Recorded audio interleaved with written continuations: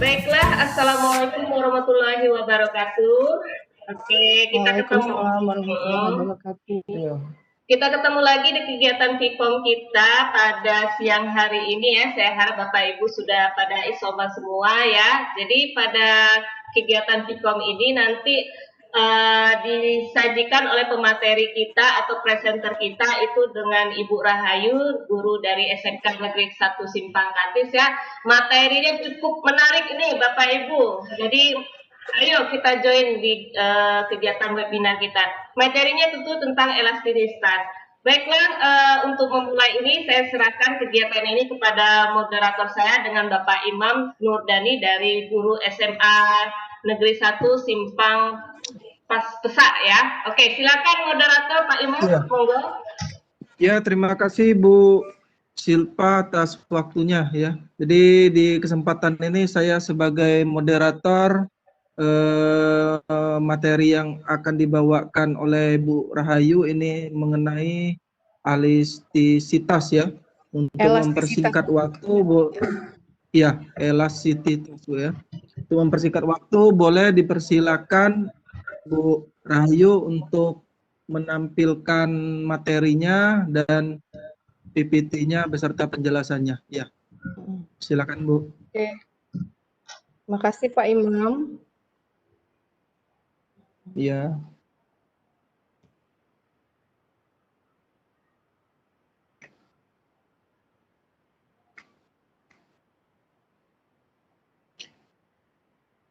Sambil menunggu ini boleh kita share link absennya Bu ya. Biar yang lain bisa mengabsen.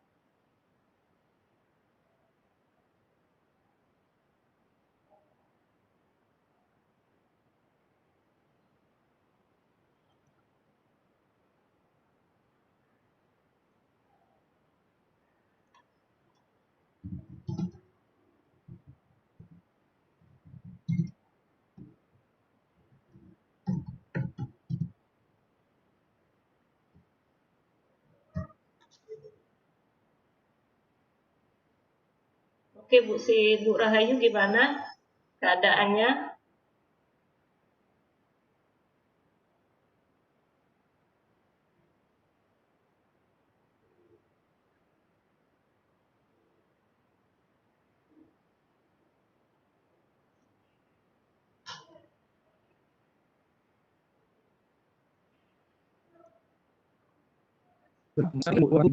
Ini boleh yang lain boleh ikut gabung ya. Jadi Bu, sambil saya ceritakan nih, jadi profil Bu Rahayu ini sangat luar biasa ya. Dia sudah mengisi materi, sudah di berbagai dinas pendidikan, terus dari berbagai kampus sudah mengisi ya. Jadi kesempatan pada siang yang berbahagia ini sangat bersyukur ya, kita di tengah-tengah kita sudah ada pemateri kita Bu Rahayu yang sudah sedia untuk mengisi waktunya untuk memberikan materi ya. Nah, sudah tampil itu Bu? Oke. Ya, boleh dipersilakan Bu Rahayu. Ya. Saya akan menampilkan materi karena background saya pendidikan fisika, jadi fisika ya Bapak Ibu. Di sini saya akan menjelaskan tentang elastisitas. Aduh, maaf. Saya buka dengan Scroll ke bawah Bu. Oh, scroll ke bawah ya. Oke.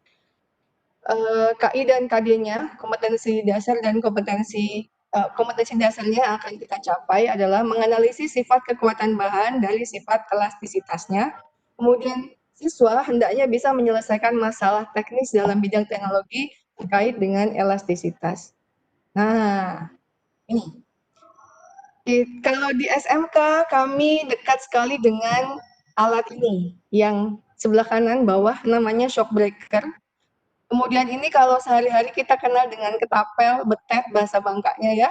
Maka dua benda ini sering dijadikan sebagai entry point. Jadi ini entry point saja untuk menjelaskan tentang elastisitas.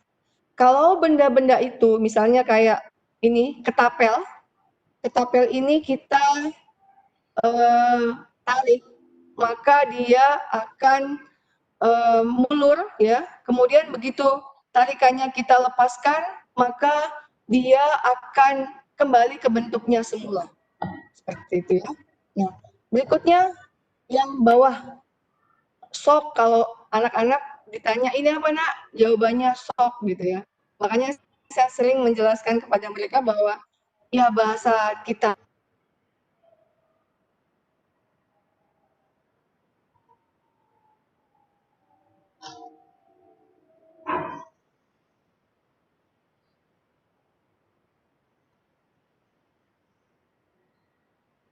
Pak Imam. Halo Pak.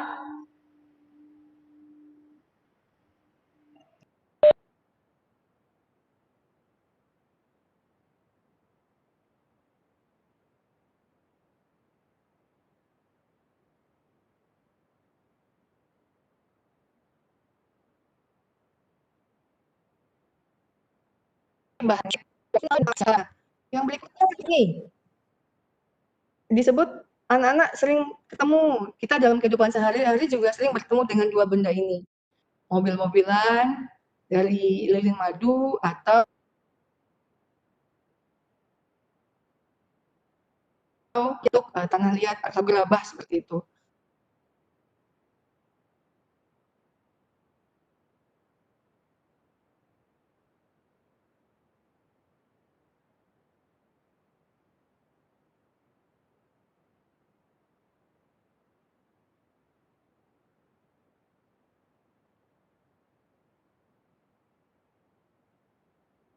Kalau itu gayanya kembali ke bentuk asal tanah liatnya, nah ini yang akan jadi pertanyaan kita bahwa tidak seperti itu. Ya. Nah, keduanya disebut dengan dua kategori. Yang pertama, benda yang mengalami perubahan bentuk secara permanen setelah gaya yang mengenainya hilang disebut dengan benda plastis. Jadi tanah liat, kemudian lilin madu itu disebut dengan benda plastis. Begitu gayanya hilang, maka benda itu tidak bisa kembali ke bentuk yang semula. Yang berikutnya adalah benda yang bentuknya kembali ke bentuk semula setelah gaya yang mengenainya dihilangkan. Seperti shock breaker tadi, atau seperti karet atau ketapel tadi, bahwa ketika gayanya dihilangkan, bendanya akan kembali ke bentuk yang semula. Sehingga elastisitas adalah kemampuan suatu benda untuk kembali ke bentuk awalnya segera setelah gaya luar yang diberikan kepada benda itu dihilangkan. Nah, ini adalah grafiknya. Bagaimana dengan benda-benda pada umumnya? Nah, pada umumnya benda itu adalah elastis. Dia akan berada pada daerah ini, daerah A, daerah elastis. Kemudian ada masanya dia akan berada pada daerah plastis. Dan lain waktu dia akan berada pada daerah yang merah ini, yaitu titik patah atau bahannya patah atau rusak. Jadi dia tidak akan kembali secara total ke bentuk yang semula. Sudah berubah bentuk sama sekali. Begitu. Kalau yang daerah B ke C, di sini bendanya masih kelihatan bentuknya, kemudian sudah seperti sendal misalnya atau seperti sepatu lama-lama jadi tipis tapi masih kelihatan sepatunya. Kalau di sini memang sepatunya udah rusak. Ya, sepatunya sudah rusak. Nah, di sini sepatunya masih bagus nih. Kalau kita pakai sepatu, sepatunya masih bagus di daerah A. Daerah ini disebut dengan daerah elastisitas. Kalau kita lepas sepatunya, sepatunya belum berubah bentuk. lama-lama sepatu itu akan berada pada daerah plastis. Sepatunya akan alasnya jadi tambah tipis, tambah tipis, tambah tipis. Suatu saat tuh sepatunya robek bagian bawahnya misalnya, atau bagian atasnya kesangkut paku sedikit aja sudah rusak misalnya. Nah, itu yang disebut dengan titik patah. Jadi umumnya benda berada dalam daerah linearitas. Benda apa saja itu sebenarnya bersifat elastis. Nah, ada masanya dia akan berada pada daerah plastis. Ada masanya dia akan berada pada daerah titik patah. Oke? Sehingga begini, benda elastis bisa menjadi plastis kemudian menjadi rusak. Tapi benda plastis tidak bisa menjadi benda elastis. Jadi kalau benda itu elastis, suatu saat dia bisa plastis, suatu saat dia akan rusak atau elastisitasnya hilang. Tapi kalau benda plastis, dia akan hanya mengalami 2 periode saja. Bendanya bersifat plastis, sifatnya plastis, kemudian dia akan rusak. Nah, ini yang kadang-kadang pembahasan di buku kita, bahasnya karet, kemudian ujung-ujungnya kok belajarnya tentang logam di bahasan elastisitas itu. Bahwa memang sebenarnya entry point-nya adalah benda elastis, benda plastis, tapi seperti yang Ibu ungkapkan tadi bahwa umumnya semua benda itu adalah elastis. Hanya sifatnya nanti yang akan berubah. Kemampuan suatu logam dalam menerima suatu beban atau gaya tanpa mengalami kerusakan. Itu sifat mekanik logam. Ya, kita beralih bahasanya ke logam. Nah, logam memiliki kekuatan, sifat-sifatnya adalah strength, hardness, stiffness, tautness, elasticity, plasticity, grip, fatigue, ductility, breathlessness. Nah, yang di SMK, yang di level kita sekolah menengah, biasanya yang dipelajari hanya 1 dari 10 sifat mekanik logam, yaitu kelenturannya saja. Ya, sesuai dengan tingkat pendidikannya di SMA, di SMK itu belajarnya sifat kelenturannya. Sifat kelenturan itu didukung oleh stres. Ya, stres adalah tegangan atau gaya yang dialami benda persatuan luas. Lambangnya adalah seperti ini ya, lambangnya seperti ini. Stres adalah gaya yang dialami benda persatuan luas. Sedangkan berikutnya adalah strain.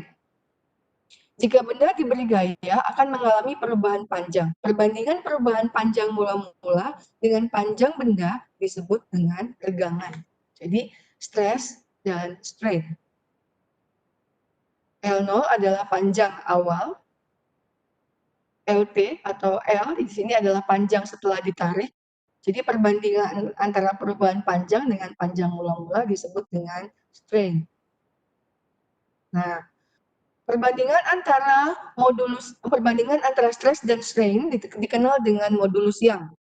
Ya, yaitu apa modulus Young? Modulus Young adalah ukuran kekakuan suatu bahan elastis yang merupakan ciri dari suatu bahan. Jadi ukuran kekakuan bahan. Makna fisiknya dari modulus Young adalah seperti itu. Nah, ini dia beberapa bahan yang memiliki modulus Young. Ya, ada aluminium, baja, besi, beton, granit, karet, kuningan, nikel, nilon, timah. Yang lain masih banyak. Umumnya di buku-buku kita ditampilkan yang seperti ini. Ya, di buku-buku kita ditampilkan yang seperti ini dan bahwa di situ sekali lagi ini tentang logam dan benda pada umumnya, bukan hanya karet yang dibicarakan dalam elastisitas. Jadi kembali ke slide yang tadi saya katakan bahwa semua benda pada umumnya adalah elastis. Aluminium, Bu? Iya, aluminium juga elastis. Baja, betul, elastis juga. Besi, elastis juga. Kok gak gampang berubah? Iya, butuh kekuatan lebih untuk merubah bentuk baja. Butuh gaya yang besar untuk merubah bentuk baja karena dia punya modulus yang 100 kali 10 pangkat 9 Newton per meter persegi. Gitu. Jadi yang paling kaku di sini apa, Bu? Nah, yang paling kaku adalah yang paling besar angkanya. Di sini 200 ya, 10 pangkat 9 semua, oke. Berarti baja itu yang paling kaku di dalam grafik ini.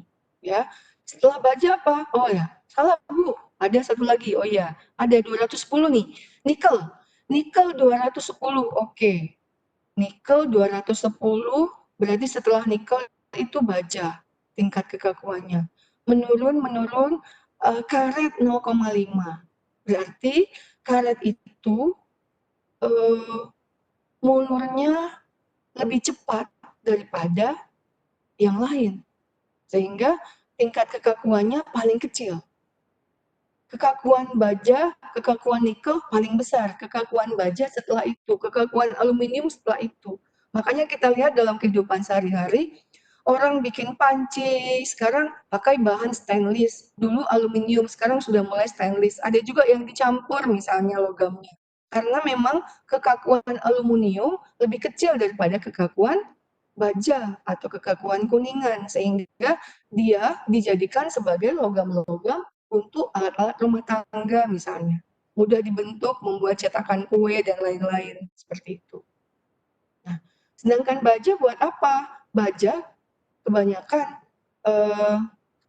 digunakan untuk jalan, jembatan gitu yang memang dia harus menahan beban yang berat gitu, menahan gaya yang besar, tapi bentuknya tidak berubah untuk keperluan seperti itu. Jadi yang perlu kita garis bawahi adalah bahwa tingkat kekakuan modulus yang itu berhubungan dengan tingkat kekakuan bahan. Tingkat kekakuan bahan berhubungan dengan sifat dari logam. Nah, kira-kira seperti itu. Silakan Bapak Ibu mengisi absennya.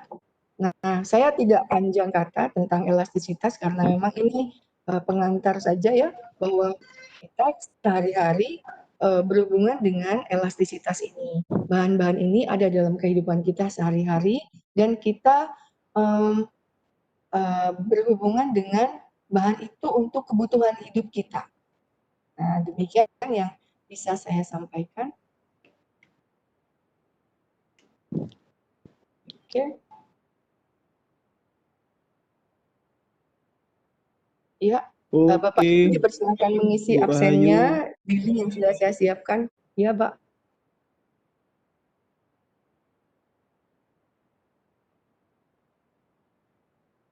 Oke, Pak Imam. Ya, oke, terima kasih banyak Bu Rahayu ya untuk penjelasan materinya ya. Masuk nggak suaranya saya, Bu? Masuk, Pak. Masuk. Bagus suaranya, Pak. Iya, iya. Ya, terima kasih. Saya lanjutkan lagi. Terima kasih Bu Rahayu ya atas penjelasan materi yang disampaikan terhadap pada materi pertemuan di siang ini ya, mengenai elastisitas ya.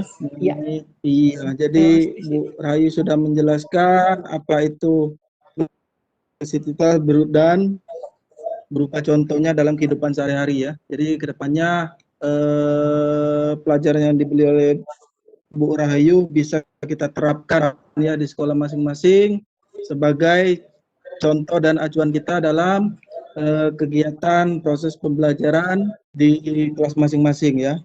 Mungkin sambil menyingkat waktu Bu ya, karena waktu kita sebentar, boleh kita bermain kuis Bu? Ya, oke Pak. Kalau ada yang bertanya, boleh disilakan bertanya. Melalui chat boleh, melalui voice boleh juga. Ya, dipersilakan. Kalau ada yang ingin bertanya mengenai materi yang disampaikan oleh Bu Rahayu tadi, boleh ditanyakan melalui chat boleh, atau voice recorder boleh juga.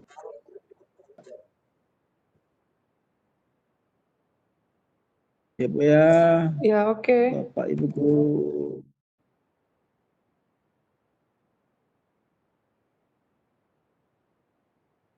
Jadi yang ikut pelatihan ini ada 9 orang ya. Tetap semangat meskipun siang hari tetap hadir pada pelatihan ini ya. Oke. Saya menyiapkan 2 link, satunya link absen, satunya adalah kuis saya. Kuis itu memang saya buat dalam bentuk Google Form. saya mohon maaf kepada Bapak instruktur bahwa memang saya terbiasa menggunakan itu. Saya belum di sekolah saya memang kebanyakan saat ini kan kami belum sinkronaus, baru masih asinkronaus kayak gitu ya. Jadi saya juga biasa menyiapkannya dalam itu. Saya belum bisa akomodir dalam bentuk kahot atau kuisis seperti itu. Jadi saya siapkan itu. Ada 5 pertanyaan saja yang tidak perlu menghitung, Bapak Ibu boleh isi, kemudian saya akan tampilkan responnya. Begitu. Ya, Oke. hanya mudah saja. Ya, silakan. Jadi ada Dipersilakan ya variasinya. Bapak Ibu. Atau saya tampilkan juga ya di dalam sini. Ya, boleh ditampilkan juga, Bu. Mm-mm. Biar lebih menarik ya kuisnya. Bu Rahayu memakaikan Google Form ya. Iya. Bapak Ibu guru boleh silakan kunjungi ya kuisnya.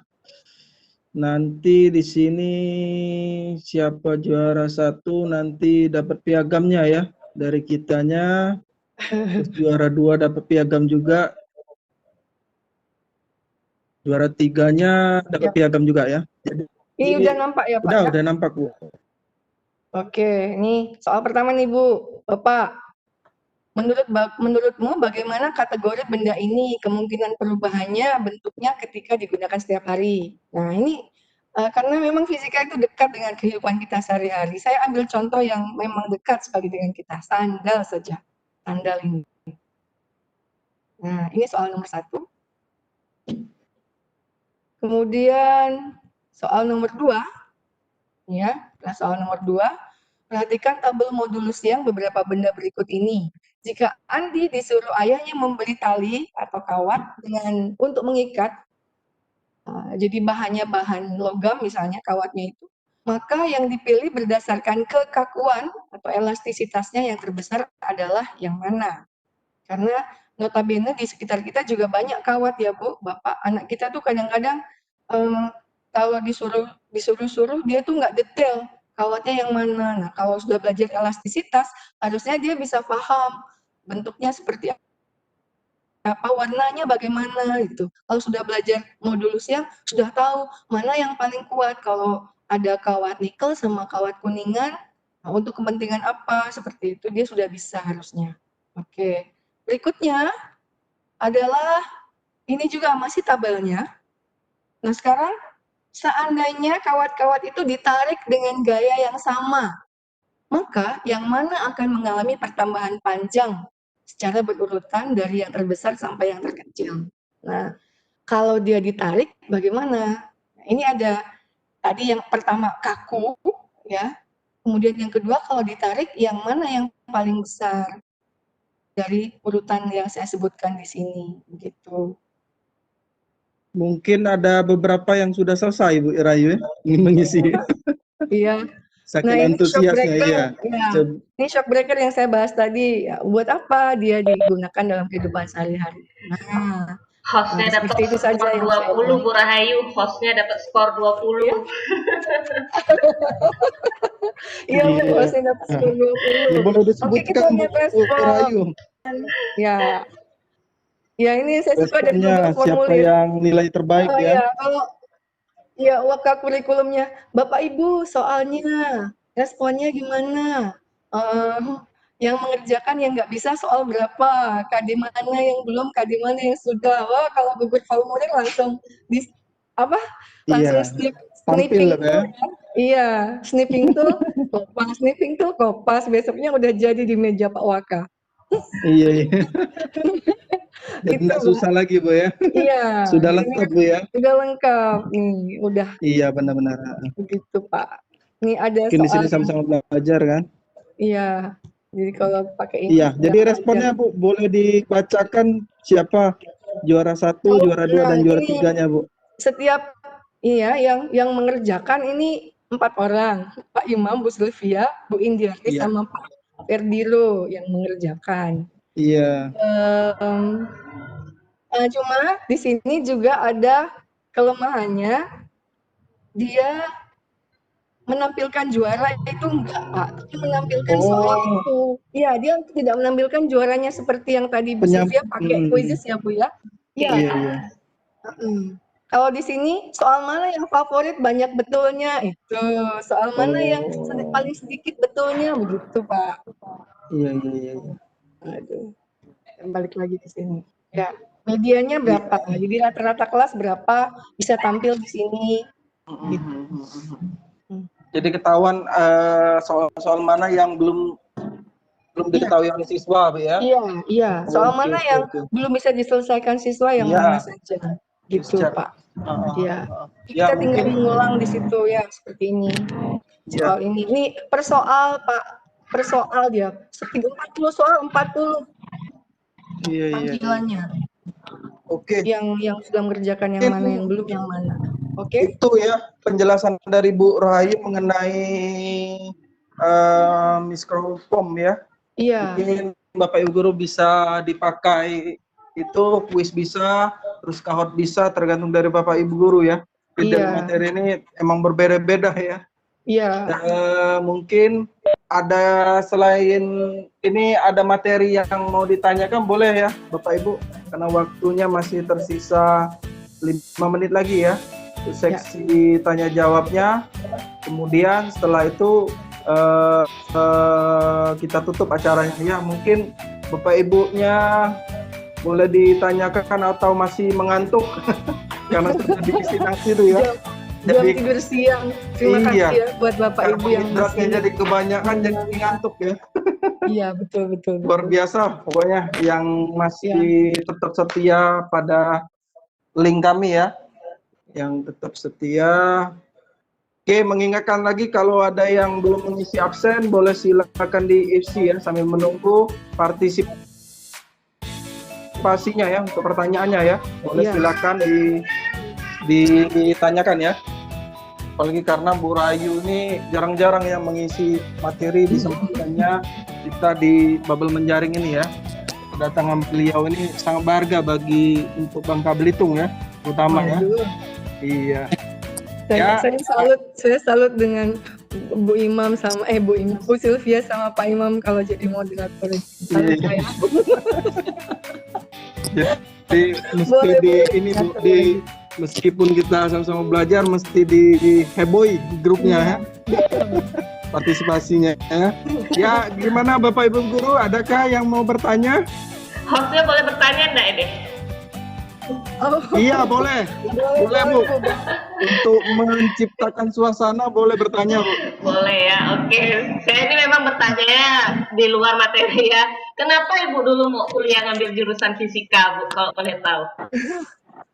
Aduh, saya juga dulu itu saya suka sama guru saya itu sekarang yang S2 itu nggak jamin mereka selesai lebih cepat. Ada yang DO juga nggak sanggup sama prosesnya, terutama proses tesisnya itu. Tua jangan ternyata kalau kita udah banyak orang yang maklum, tapi kalau kita semangat dihargain gitu loh. Kita semangat dihargain. Luar biasa. Iya, penjelasan Bu Rahayu. Mudah-mudahan benar-benar terasa. Iya, usia 40. Bayangin Pak, usia menjelang 40 baru S2 gitu. Iya. Yang lain masih muda-muda gitu kan ya. Iya. Tapi nggak tahu ya Bu, saya suka sama guru saya itu. Saya masih mungkin SMA, saya masih simpen Bu, buku SMA. Saya dulu belajarnya tahun 92 itu. Saya masih ada sekarang di meja saya ini. Iya sih, ibaratnya itu cerita Ibu tadi hampir sama dengan saya. Jadi waktu itu memang saya juga seperti Ibu sih. Saya memang hobi di bidang komputer dari SMP itu kan ya. Kebetulan saya sekolah swasta waktu SMP kan benar-benar suka benar dengan yang namanya komputer. Makanya pada saat kuliah pun saya ngambil jurusan itu. Sampai sekarang pun profesinya ya profesi guru komputer kayak gitu.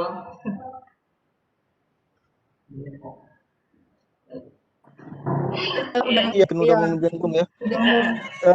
Dia saya sebagai moderator sangat inspiratif ya terhadap guru-guru yang mengikut meskipun umur sudah gimana ya, nggak lagi milenial tapi jiwa dan semangatnya tetap milenial ya, tetap semangat belajar, apalagi membuat pikonnya tidak segampang yang dipikirkan ya. Mungkin yang sebagai penonton bisa berbagi meniruin kami kan. Apa yang bagus boleh dipraktekkan di pikon selanjutnya. Apa yang tidak bagus boleh tidak dipraktekkan pikon selanjutnya. Ya, mungkin itu saja Bu ya, karena waktu yang Iya. tidak cukup Bu ya. Oke. Karena waktu yang tidak memungkinkan, mungkin saya sebagai board director, kalau ada yang salah ya dalam penyampaian saya mohon maaf ya. Saya kembalikan lagi ke host kita ya, Bu Silva Bu ya. Ya. Iya, Pak. Oh Silvia, maaf Bu. Saking semangatnya Bu. Ya, dipersilakan Bu Silvia ya. Waktu dan kesempatan. Di kegiatan kita ini, kemudian terima kasih juga dengan Bu Rahayu sudah meluangkan waktu ya untuk memberikan sedikit materi tentang pembelajaran fisika ya, di mana pembelajaran fisika ini sebenarnya sering terjadi pada kehidupan kita sehari-hari. Oke, sebelum saya mengakhiri, saya juga mengucapkan terima kasih kepada rekan-rekan guru yang sudah mau bergabung, sudah meluangkan waktu juga untuk berpartisipasi pada video conference saat ini ya. Alhamdulillah untuk di grup A itu sudah selesai semua ya.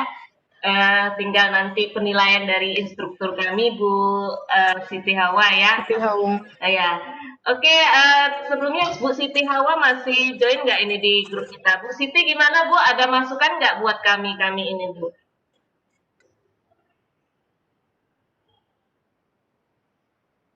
Bu Siti, gimana Bu? Oh iya, maaf suaranya di unmute. Iya, silakan Bu. Ya secara umum sudah bagus Bu. Secara umum sudah bagus. Kalau misalnya ada kendala itu kan karena kendala alam ya, faktor alam, misalnya sinyal kayak gitu. Secara umum udah berjalan dengan baik. Oke, terima kasih Bu. Terima kasih Bu ya. Terima kasih Bu. Oke, kita akhiri ya. Wassalamualaikum warahmatullahi wabarakatuh.